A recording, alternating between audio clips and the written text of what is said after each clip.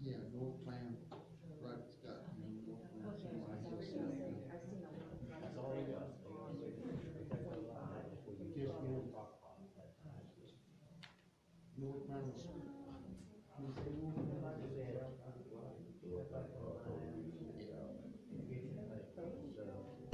Plan? Somebody else fell asleep or something. Yeah. Because we saw a lot of tractor trailers and knew something was up on the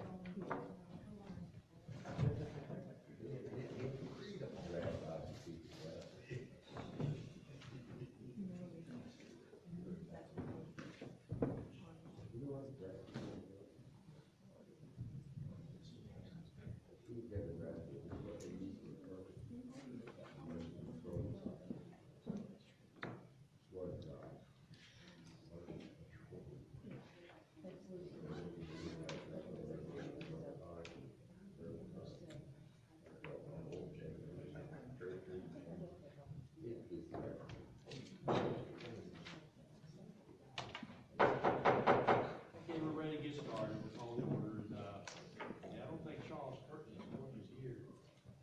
So Scott Kimmings will say the prayer, and then we'll say the pledge of allegiance. Gracious Heavenly Father, we thank you for the opportunity to gather here tonight to do the business of the people. We ask that you give the elected officials the wisdom and the guidance to do those things that are pleasing unto you.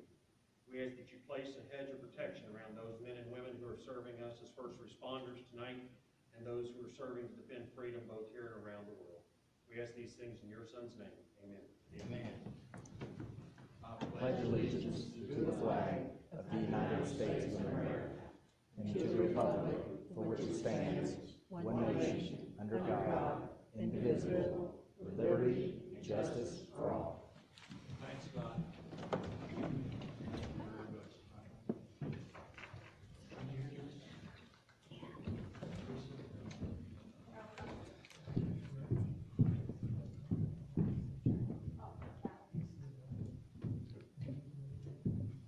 Hello, that's okay. Thank you, thank you.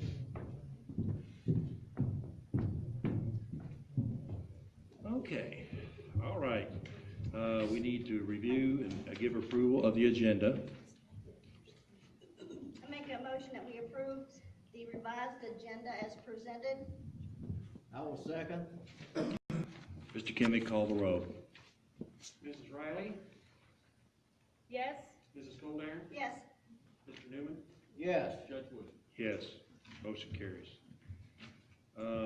Now we got the minutes of the meeting held November 7th, 2016. I need a motion to approve.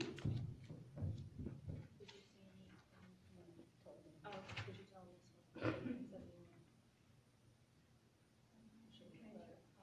Yes.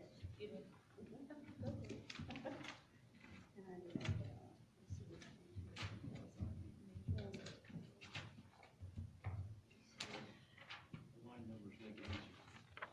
I was just asked her, I'm not gonna repeat if she already told you what she did on one. Yes, ma'am. Line 71. You got it. Yep.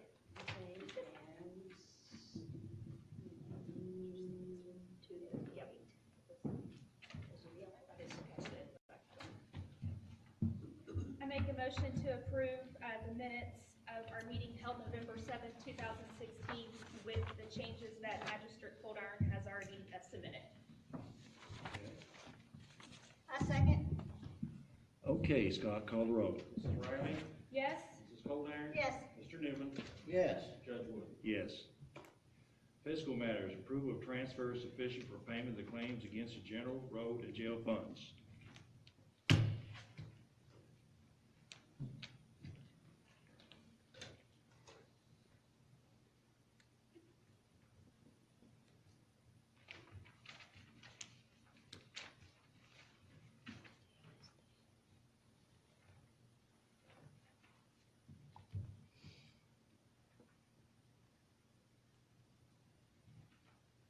I make a motion to approve the requested transfers as presented this evening against the general and jail funds. I second. Scott, call the roll. Mrs. Riley? Yes? Mrs. Coldiron? Yes. Mr. Newman? Yes. Judge Wood? Yes. Approval of claims listed dated November 21st, 2016 against the general, road, and jail funds.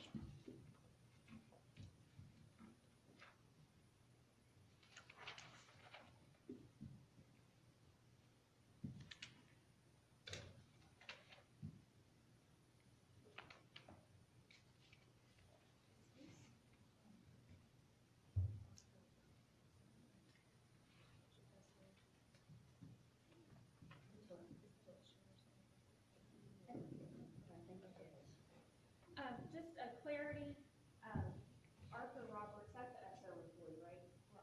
Last name Roberts I recognized, but the first name I didn't. Okay, I just want to make sure.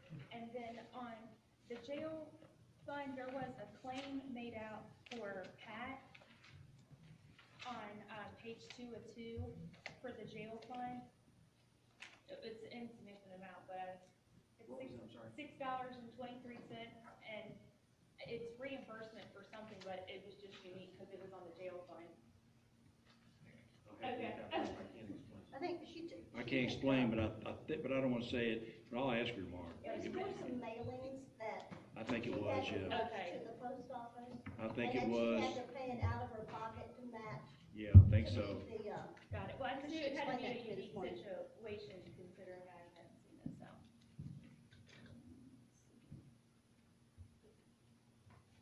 I make a motion to approve all the transfers, I'm sorry, the claims dated November 21st against the general road and jail fund. I will second. Call the roll, Scott. Mrs. Riley? Yes? Mrs. Coldiron? yeah, I approve all claims except those submitted, for own electric, in which I will be present but not voting.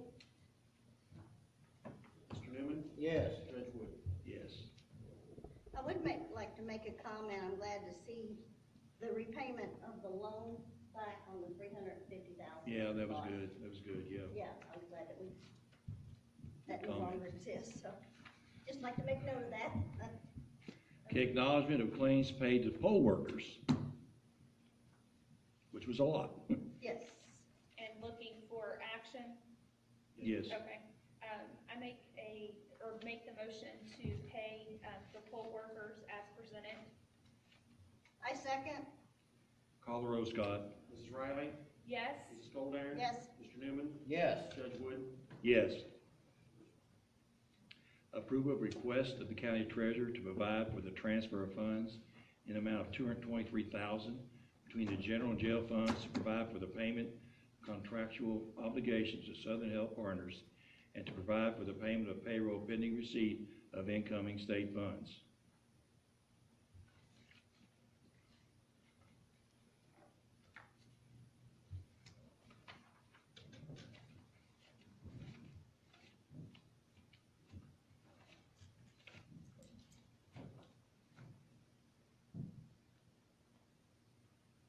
Judge, do you know how much, we anticipate the state revenue check to be for the inmates? Averaging, I know it's pretty low. averaging about 45,000. Right. Jack, I can put that mic over by you. I didn't hear a word you said. I'm sorry. 10-4. Okay. Yeah, thank you. Do you want me to repeat the question? No, Okay. He did. Thanks.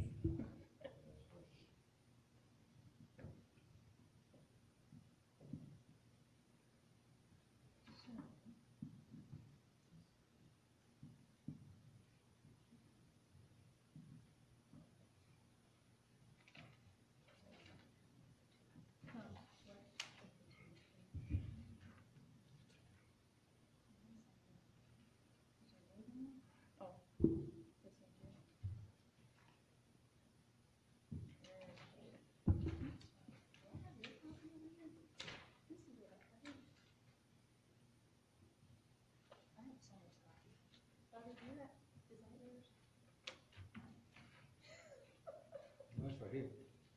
I was special, I got 2 copies. No, we're still figuring out papers over here.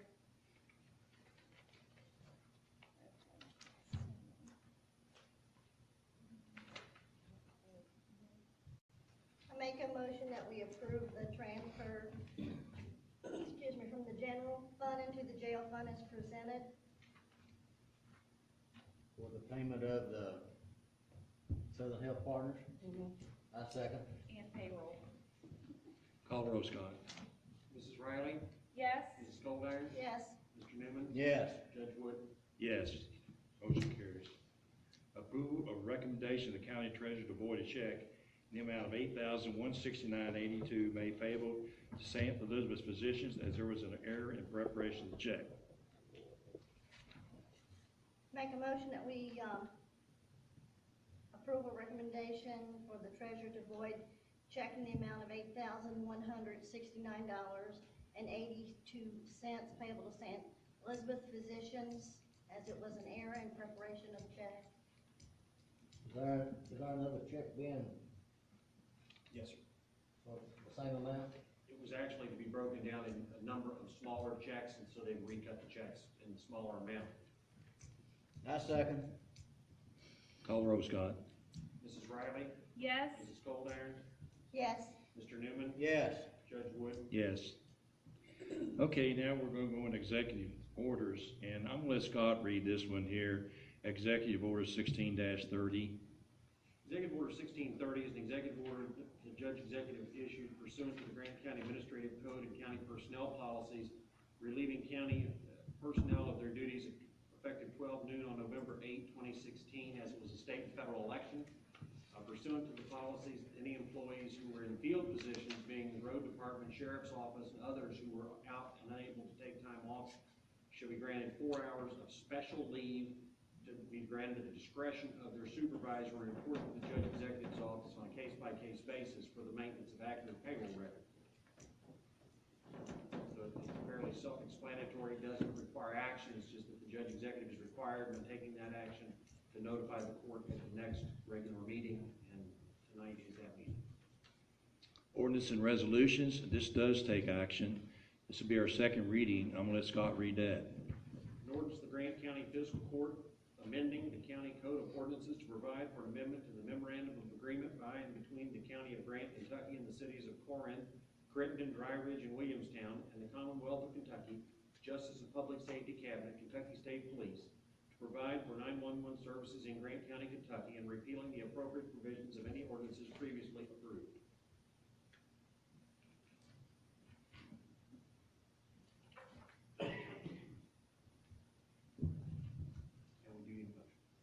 Yeah, we do need a motion after you all absorb that. Yeah, I'd like to reiterate, I think, Scott, I sent a question to you earlier in the day that this actually does not bind us to any taxing or anything at this point for the upcoming 911 services that we're trying to negotiate. That is correct. It's just agreeing that we agree to have the 911.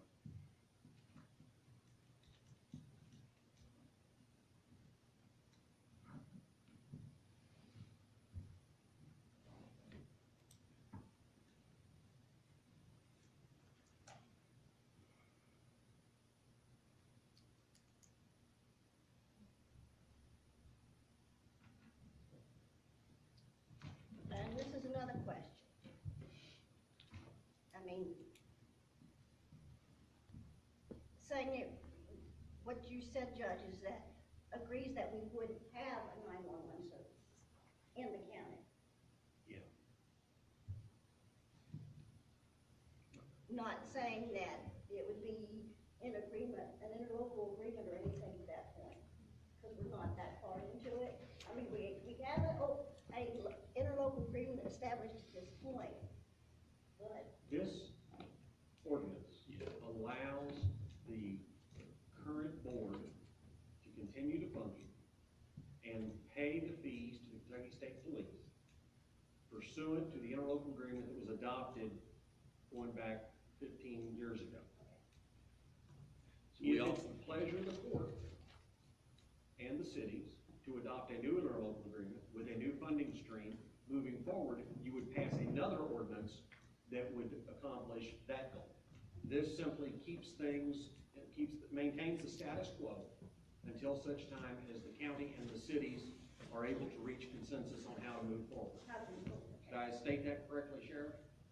Because as, at the conference last week, I mean, they specific, I questioned specifically in one of the sessions about the mandate for 911 service in a county, and there is no actual mandate that a county have a 911 service. It is not statute. I just, Well, I don't know how these other two ladies feel on this, but there's so much scuttlebutt out here in regards to 911. I'm not sure I wanna, until we get our arms wrapped around all of this, I can't vote on something that's clouding my mind, I guess. We've had discussions on it, I know we're gonna have further discussions on it, but right now, the information that I've received is cloudy, and I can't move on. Again, Magistrate, if I can just point out to you, this is not addressing where you go with the next stage or next phase of public safety communication. This is allowing the board to continue to operate until you reach that stage. The only reason that you're being asked to change this agreement is that when the original agreement was crafted, for some reason, they actually listed in the terms of the agreement the amount that would be paid to Kentucky State Police. When Kentucky State Police adjusted their rate, it then requires you to go back and take action to amend the agreement. It would be my strong encouragement in the future that the actual terms of the agreement, interlocal agreement between the cities and county, not address the service provider and the fee, but authorize the board to have a service provider and let the board take responsibility for that. But until that action is taken, this is the only mechanism to continue to provide 911 services in Grant County. I think all the cities that vote on But this. did I Yes. miss something the other night? And weren't we told that the state police gave a mandate of 30 days or something to? Well, The state police indicated that if this agreement were not approved, they would terminate service. That it was not the responsibility of the Kentucky State Police to fund 911 services for the county, and absent this amendment, it would be inappropriate for the board to pay the 911 fees. But we were asked to look in to help fund for that, and we were talking about $400-something thousand. Yes, sir. I mean, it just, Scott, it's just a lot of confusing issues. And to confirm, the reason why it's here is you're asking to amend it so that there is not specific language in there around that, because I was No, ma'am. confused. This language maintains the old format. Okay, and why do we have to redo Because that? it was done by interlocal agreement. Okay. An interlocal agreement under state law can only be amended by another interlocal agreement, which requires an ordinance. Corinth, Crittenden, Dry Ridge, and Williamstown have all passed this. yeah, I'm confused too. If we're not changing anything today for what has been in place for the past, X amount of years, refresh my memory then You're why. changing it is changing the amount 38 to 42,000. that the 911 board will pay the state. And so therefore, because they came and we need to ensure that it's documented, but you're recommending in the future, whenever we figure out what's going on with this, that it not be specific? Yes, ma'am. But the last one was 38, and you're requesting that we update this to Yes, reflect? Okay, I'm with Bobby, I'm like, did I miss something, or did I This not? is simply changing the It's- language to allow for the adjustment to the rate as mandated by the Kentucky State Police for them to continue to provide the service.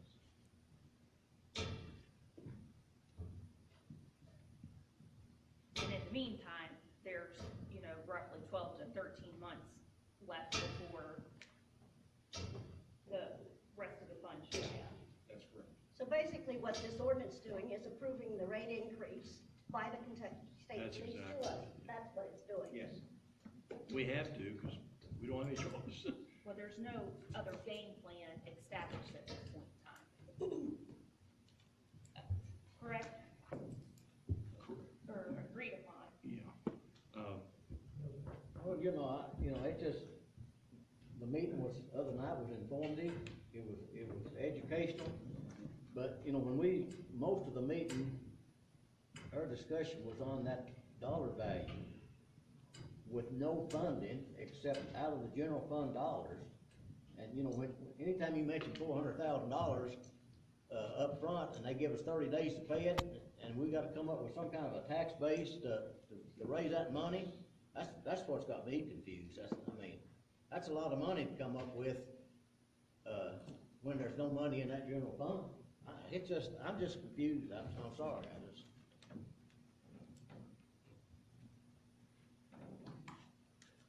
Well, You think that it I know would you're help? confused, and I apologize for that, but this has to be done for us to keep 911 service going. Well, And Steve, all it is for the increase. And the other part will come later with the, board, with the 911 committee, and we're gonna make suggestions. We've already had some suggestions on how to go about, taxing districts or whatever, how we go. When does the 42,000, correct? It's 'Cause I've heard with 42. 38 to 42 approximately But that. I've heard 42 and then I've heard 43. Well, maybe it's 43, I don't know. Yeah, It went up $4,000. And they haven't really gone up much for the last few years. When does it take effect? When is it? We've already paid it. It's already in effect. It's already been in place since July. But we didn't pay it for a long time. Silly. Well, see, we didn't have to vote on it, the board went ahead and yeah, Why do we gotta and vote paid on it that? off. they held it for a long time though, and they had words with the state police about it.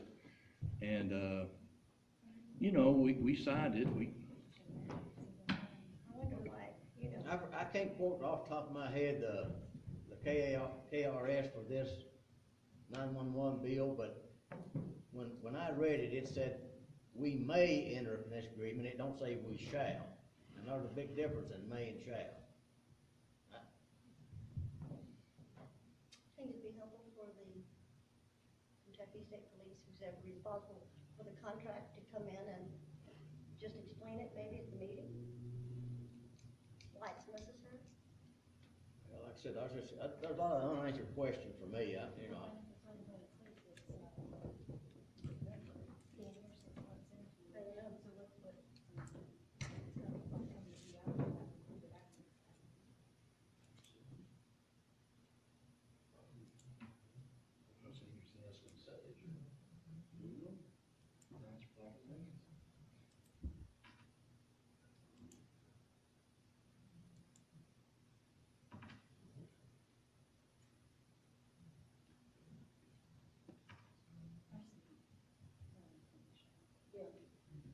As I say, would it be more, Mr. Wells and the KSP to come and speak? I know we've had Mr. Wells, would it help the KSP to come in and explain why the increase? well, is there I gonna be a think motion? probably we ought to have a caucus meeting between, and invite the state police and the mayors of the county to come down and us work this out together, cause all of us are in the same bed together with this stuff. And, as a fiscal court, I think we need to hear from each mayor and everyone has got a stake in this. Well, and especially if you stated that it's already been in place since July and almost 6 months has passed, it's should this have came much earlier to this governing body? I feel like it's way The after. reason that it's so, Yeah, the the reason reason- it's so late in coming back is that the 911 board was trying to get some answers from the Kentucky State Police, and we're discussing with the state police about a way to try to reduce that cost. And that's what precipitated the state police appearing at a 911 meeting a month ago and saying either approve the agreement or we will need to terminate services in Grant County. And he said that in a real cold way, but later on he apologized. But the truth is, they've got, so we held the bill for over, what, 90 days, Scott? And you know, we gotta pay our bills. But I guess if you've already paid a few without this being approved, and as we educate ourselves or figure out what's going on, you can just continue to pay, because is it quarterly or monthly? I don't even know. Quarterly. I mean, so then the second of 4 bills that needs fiscal year would be due, right?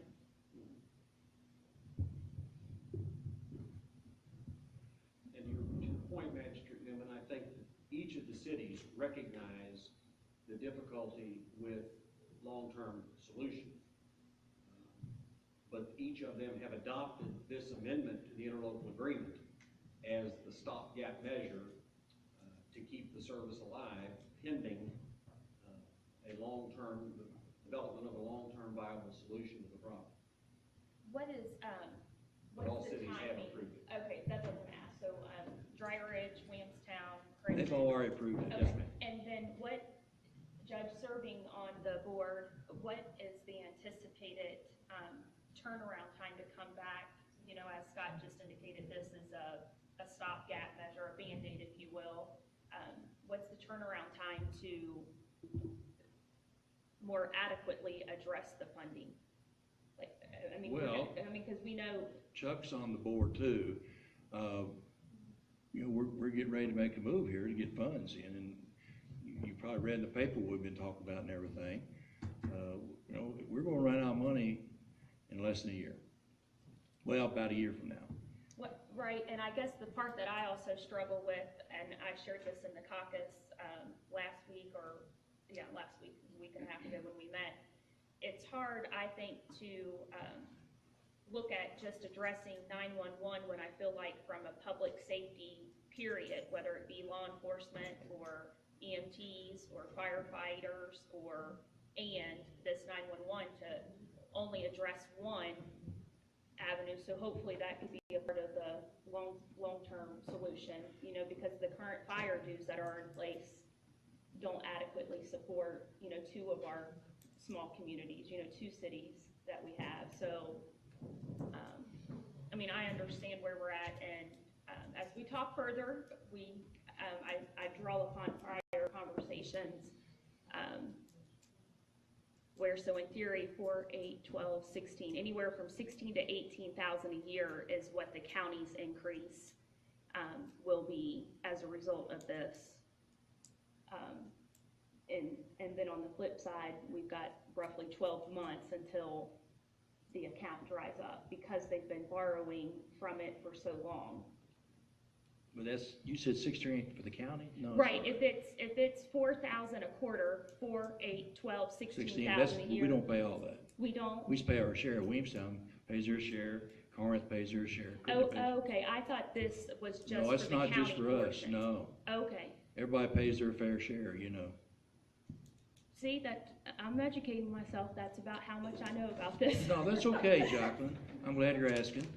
Well, If y'all want, for the folks out here in the audience that weren't in our meeting, what stuck, I guess, in my craw was, when 911 board was first started, the funding came from, home phones. 16,000 of them or so. That was like 25,000 home phones in Grant County, and that's where the tax money come from. Well, we were told in this meeting a couple of weeks ago that everybody's want the cell phones, and there's about 5,000 home phones. Well, we cannot text cell phones. but they want the landowners that pay property tax to fund this whole system. Well, we've got, as a federal court, we've got to come up with some kind of tax base to make up the difference. And that's what's got me confused. But now you make up the difference. Once we move from the landlines, we go to a whole new platform of collecting the revenues. We can't continue to collect from the 5,000 phones and say on a land bill. Let me make a And suggestion. we gotta have 911 service. Yes. I mean, we're not arguing that at all. Absolutely. You know, we got to definitely have 911 service, but we got to find out where we can pay for it. Let me make a suggestion, Bobby, all three of you all. Come to the 911 meeting is open. It's an open meeting. Y'all come and listen to what everybody, Jimmy and all the guys are saying, what we're trying to do. I mean, that's the best way to learn. Yeah. Go ahead. If you, I just asked Chuck, if you look at your 911 cell phone bill, when you get it, if you get a bill, there's a surcharge on there, but Chuck just explained to me, that's divided out all over the state, that's just not for this county, but. And it doesn't come back to You the. talking about Yes, cell phone, yes, Bobby? it It goes don't back come to- back to us. Your talking- cell phone. That's why, yeah, okay, you're Yeah, right. if you get your cell phone Yeah. bill, there's a surcharge done on there, that's goes to the state, it It don't don't come back to here. the county, no. No, and it only goes for new generation, 911 servicing. Right. State passed I wish it the didn't. 911 fees on cellular phones and. I was on that board at And one time. reserved for themselves all the money, with the exception of, I think, about 4%. Not It even comes that. back to the counties. It's minuscule. And that's what they're using to build out their system. So, oh, he was on the ball. Yeah, that's a problem, brother. Years ago, before we went to state police. At the county level, County level. Well, but when the county went to the state police, the question then should have been asked, or should be asked, if you're operating a public safety communication center, PSAP, public safety answering point, in Kentucky, every jurisdiction gets an amount of money, straight out of the CMRS fund. Because the county went with the state, we lose that money. So the question would become, where is it, why do we not get credit for that against our state police bill? But those are some of the questions that we're asking, and right now, we just haven't gotten much of an answer.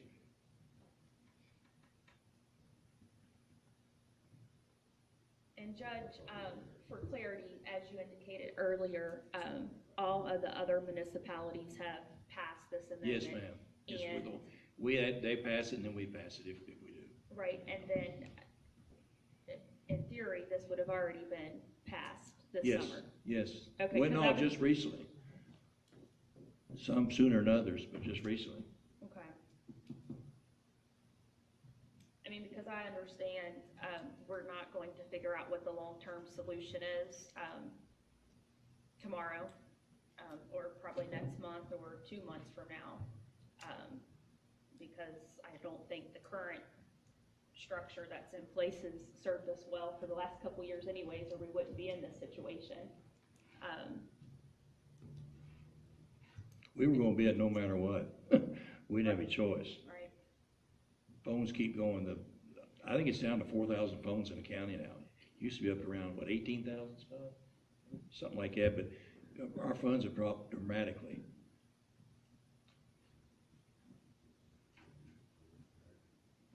Well, the funding is actually in essence, it is the same, but relating to this issue, it will eventually be the funding, but this issue is the hike that the KSP has put back to the county for the cost of services.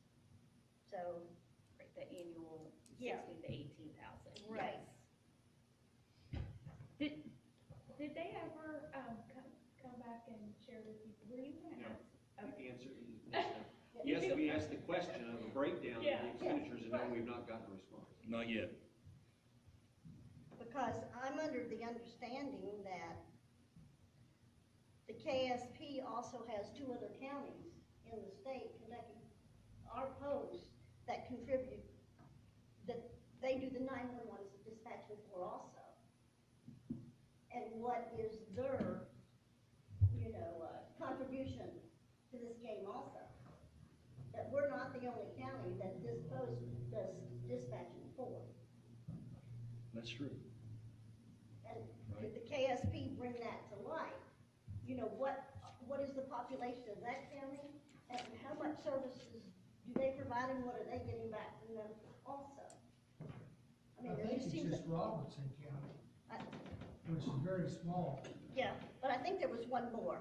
Well, and they could have been, the stats I was looking at date back to about 2009 of the three, that said they had 3 counties. I can't remember what the third one was.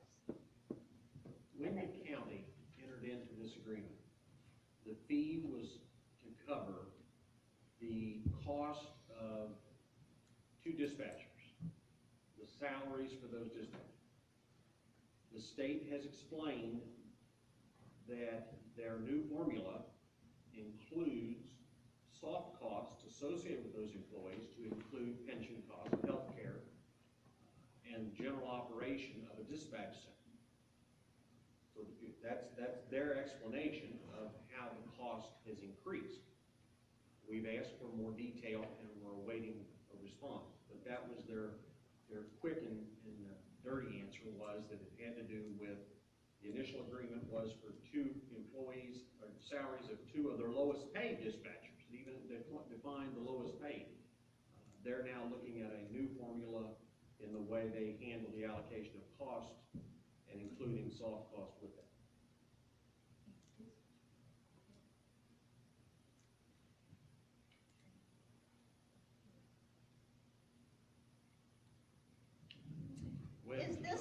Is this an excerpt of the ordinance itself? Yes.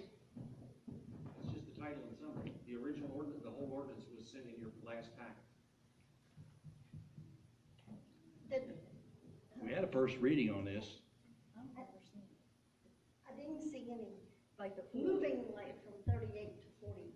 like dollar amounts. Dollar amounts. The dollar amount. There was no dollar amounts, no. This year, dollar amount just came up. She was just saying she don't recall reading it. I don't either, but I read some. Well, when I read it, I couldn't, that's why I See the kept dollar getting amount. concerned with the interlocal, was we approving a new, you know, a new interlocal agreement again, or, but this is just more or less an amendment to the agreement. is Yes. what it says.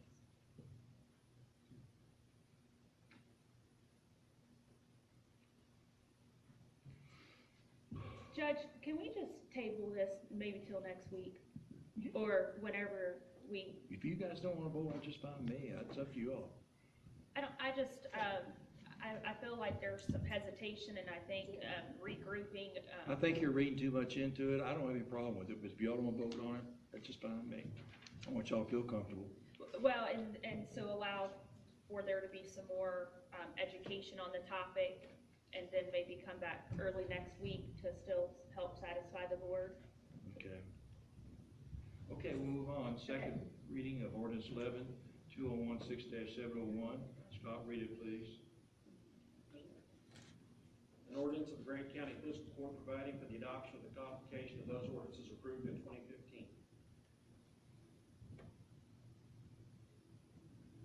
I make a motion, we approve, ordinance 11-2016-701 as of the second reading. I will second. Call the roll, Scott. Mrs. Riley? Yes? Mrs. Coldiron? Yes. Mr. Newman? Yes. Yes. Motion carries. Okay, second reading is ordinance 11-2016-702.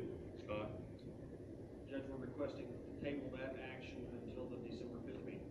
Oh. Is this still on the agenda? Action to request. To table. My bad, excuse me. Bad. No action request on this either. An ordinance of the Fiscal Court of the County of Grant, Kentucky, amending the existing text of the county zoning. Ordinance to provide for certain recreational uses and conditional use in A1 zone. Okay, new business. Fiscal Court will be requested to approve a template for an application for funding to be submitted by any and all agencies requesting funding by the Grant County Fiscal Court to be implemented effectively immediately and used as a component part of the budget planning process moving forward.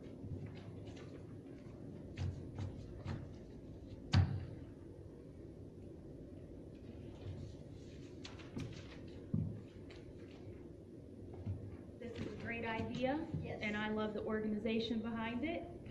Is that a motion to approve? make a motion to approve the template. I second. Call the roll, Scott. Mrs. Riley, Yes? Mrs. Coldiron, Yes. Mr. Newman, Yes. Judge Wood. Yes. Okay, I'm just gonna say a couple of things. Scott's been talking DOC more than I have, but on the jail, the evac works, thank God. I talked to Ron Purvis this morning. He's meeting with the gentleman for the parts for the plumbing, and I will be there at 10 o'clock with him. But I'm gonna let Scott kind of give the update on the rest, because he's actually been talking to DOC more than I have. When I talked to the Department of Corrections Commissioner Ballard and Deputy Commissioner Christy Willard today, they are waiting for some documentation from the jail, the response to the last inspection report. Once they receive the jailer's report back, they will set a date for inspection of the facility to ensure that the major issues of compliance have been met. And at that point, they will set a target date to begin moving inmates back into the facility. But until such time as they've had a chance to review the jailer's response to the inspection report, they have not scheduled the re-inspection, which is required before they can start sending state inmates back to the property. Was we supposed to start getting them back this week? Based on the approval of the smoke evac system, but when I talked to the commissioner this morning, the holdup is, in talking to his staff, that they're still waiting for the reply from the jailer as to the inspection. Has anyone, did you reach out to him to ask for like ETA on that? They advised, the Department of Corrections advised that they spoke with him about it, and he intends to have his report to them this week. Just to clarify though, guys, they can't actually move anybody in because we don't have water yet. Right, but is at least the report submitted so that they could? For purpose of clarification, the water issue is not holding up receiving inmates. We can't put them in a cell with no water. But the other cells, right? The plumbing process is not holding up prisoners coming back into the jail, according to the Department of Corrections. They're going to allow us to increase the intake in the facility slowly, and they'll allow those employees to help as Class D inmates to facilitate the remaining work to be done there. But they can't do any of that until the inspection report is filed and the re-inspection takes place. That was just told to us today.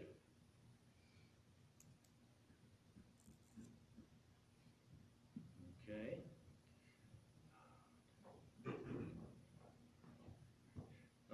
We'll look at a date, and I'd say probably next week, to review the recommendation of 9/11 board as presented in the last caucus.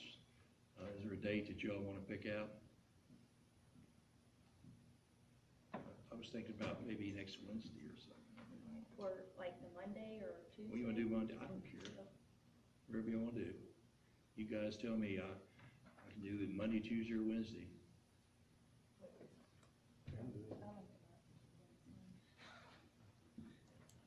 Or if you want to get back with me via email or something tonight, or text, check your calendars, let me know, I'll send it. Wednesday is fine, Wednesday, okay? Wednesday. Okay, so it'll be Wednesday, the Scott. That'd be like November, yeah. November 30th. November 30th, okay. 5 o'clock. Yeah, that's okay with the Yes. other two. Okay, my judge executive report, I got really good news for everybody. The mayor of Corian got a new liver last night. It came in, they operated this morning. Of course, he is in, it's what do you call it, in intensive care, but he went through the surgery really well. He'd been waiting forever for a new liver. I didn't think he'd make it. I thought he may die. But the truth is, he's doing really well, so thank God for that. December 3rd is a Christmas lighting here at the courthouse. And I don't know if we're inviting 10, but like we did 10. And tomorrow I'm going to place a burn ban on Grant County. And the reason I'm doing that is to maybe make it rain. I mean, it never rains to place a burn ban, but it's getting really dry.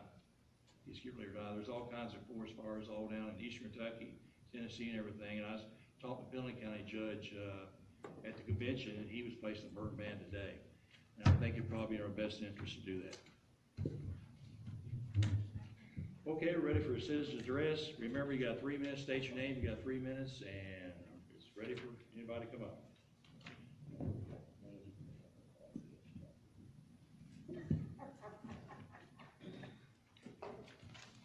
Good evening. Can you guys hear me? Can you hear? Okay, I'll just talk loud. Good evening, I'm Cabot Clemens, and, I want to first thank the fiscal court for allowing, us to have the citizens address this evening and for the opportunity to speak. I did request to be on the agenda tonight, but, in speaking with Judge Wood today, he denied my request. So I would like to, discuss a couple issues coming up with the clerk's office. We have our calendar budget that will be coming up for approval before this body, and just want to get in preparation for that, for the upcoming budget year. We are on a calendar budget in the clerk's office. We've had, another pretty successful year in the office. Our finances are looking very well. We are, certainly on par to turn over excess fees. With that said, last year we were able to turn over $106,000 in excess fees. And I came to this body last year asking for, there to be some effort put forth to invest time, energy, and resources into addressing the handicap accessibility of the clerk's office. I would like to continue to stress how important it is that we address the accessibility of the office. We continue to have, citizens of our county come in daily that have struggles to just get inside the building. We witness this, regularly. So I'm asking that the court take a serious look at this year as we're preparing, to close out the, 2016 budget. And in addition to that, I want to say that back on September 8th, on a Saturday, I received an email from Judge Wood stating that we must accept the reality that the current facility has served the citizens well for many years. I want to say that I disagree with that statement, and I want that to be on the record. The facility has served the community well for those of us who aren't on canes or walkers or in a wheelchair. For those of us who have 2 arms and 2 legs that work, yes, we can get in and out of the building. But you take someone who has a broken leg that's on the mend, that's on crutches, both hands are here holding them up. They struggle just to get in the door with this, something that's pretty simple these days, a broken leg. So someone who has a severe disability is going to have a harder time to get in the building. I had a gentleman, and I said this in that email, that came to the door, and that's why it prompted me to be back on the side of advocating for this. He was at the back door, and we were coming in, our deputies stagger lunch. We don't close our hours during lunch. He makes his appointments to our office during lunchtime because he knows somebody will be coming in and out of the back door and will let him in. Citizens shouldn't have to do that, especially not when they're coming to pay their taxes. So I'm asking that this fiscal court take a serious look at making sure that something happens. Judge Wood also stated in that email that there was preliminary cost, and I've not seen those. Today he told me on the phone that it was $40,000 to $60,000. If that's the case, there's been 2 years, 1 year for sure, $106,000 was turned in, and then possibly close to that same amount again. So can we not allocate those resources to go back into making the buildings accessible? Not just the clerk's office. Let's address the accessibility of the court building as well. That can all be looked at one time. I was approached by a contractor here in the county that works locally in the county, and he asked me if he could send a quote to me. I didn't ask him to do this. I said, if you'd like to send me something, go ahead. He quoted $25,700 at looking at this. So I'm happy to share these with you, but he also stated in here from his determination, the concrete is failing and it is hazardous. The approach, as you approach to the building, there's trip hazards and the railing is breaking out of the concrete, and it's something that needs to be addressed. The thing that I don't want to happen is I don't want us to be facing a lawsuit and have to incur more costs because of a lawsuit than just going ahead and being proactive and taking the steps necessary to address the accessibility of the office. Okay, Tabby, it's 3 minutes been up, so. Okay. I don't need your rude, it's 3 minutes. Well, I wanna thank the clerk for bringing this to the court. But I didn't place this on the agenda for tonight because I believe this deserves the attention of the caucus. And I'll talk to you about that. I advised the clerk of this today that I advised there were opportunities to discuss at future meetings. She advised that she would not be available to the first of the year. And this is a bigger project than she stated right there.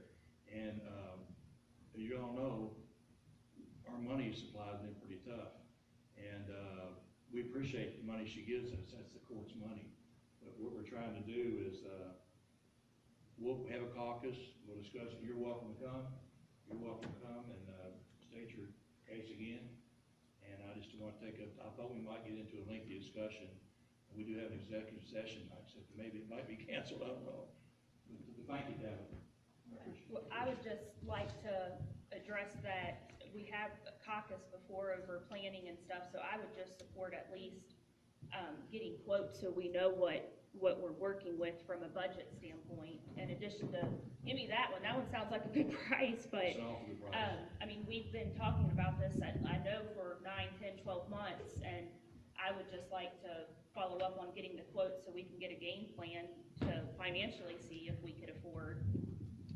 Another thing I'd like to share, about a week ago, I did have a constituent call, and they told me we had one of the best kept secrets in the world with the handicap access that we have at the back of the door, that it's not advertised, and that, you know, it does need some sprucing up. And I'm thinking, while a possibility of even building a new, let's also look at what we have, maybe to, it might be as challenging as to look at the cost of that as just to building a new ramp also, is what I'd like to see. I would like to see, this person told me that maybe if it was publicized better, if we could get an automatic switch to that door, maybe that would be a more cost effective. But I think those cost analysis ought to be included in that. And as I say, this constituent did call me specifically on this. And we have people every day that use the door. Just last week, we were in a county board of elections meeting, and we had 2 elderly people that were standing at the back door. The wife is on a walker, the husband's on a cane, and the husband has a little dementia. So, they travel together always. They always come in together. And they were leaving, and he's trying to find the button on the wall to push. And she said, you know there's not a button on this door, you have to push it open. Well, Chuck happened to be leaving my office and opened the door for them to get them out. The issue there lies that her walker got caught up in the concrete that's all breaking up around that. Well, that's what I'm saying, Tabitha. Maybe we should look at maybe resurfacing that back there. That'd be a cheaper method. And The only concern that I would have back there is that you're on a slope. And I'd like to know if that slope is considered still accessible from point A to point B. Yeah. So where you would be parking to where you actually come in. And I found out a little bit of information when they were resurfacing the parking lot this summer. The city did the resurfacing, and the city actually determines where where handicap parking will go on those lots. And you know, Mayor Skinner had called and asked if that was still, that was still going to be handicap accessible lots. He said he didn't think that it had met those requirements, but he wanted to check and see. And I said, continue to leave the signs up because we need all the handicap parking we can get. well, as I say, Sure. you know, We this is need better going to. signage, we need better signage We need too. more signage, and we need something that makes Sidewalk and accessible. You know, I think, as you say, it's going to take longer than 3 minutes to discuss this, and I think we need to move this to a caucus session. And I'd like to see some more cost on what it would. we'll get the quotes. Get And the also, I analysis would like, on the building. I would even like maybe that the state inspector come again and make sure that we are, you know, that it does pass The inspection, ADA that it does compliance. pass the ADA compliance. But I think we could spend all night discussing this. I think it needs to be discussed at a later date. Thank you. Okay, Anybody else? Thank you. Thank you. Thanks, Tabitha. Anybody else got anything? Okay, do you sign up? Do not have a need for an executive session tonight, Judge. The only other item that I have that I would like to advise the fiscal court is that due to some schedule issues, we're asking to move the December 19th meeting to after Christmas and have it on December 28th, In between? in between Christmas. I don't think, I'll be out. yeah, I think I will be too. We'll communicate with you tomorrow. Will you be out too, Jacqueline? Yeah, I'm not certain on that, in between Christmas and New Year's. You'll be hunting? No, maybe, who knows? Okay, Make a motion to adjourn. I okay, second. okay. Motion. We're adjourned.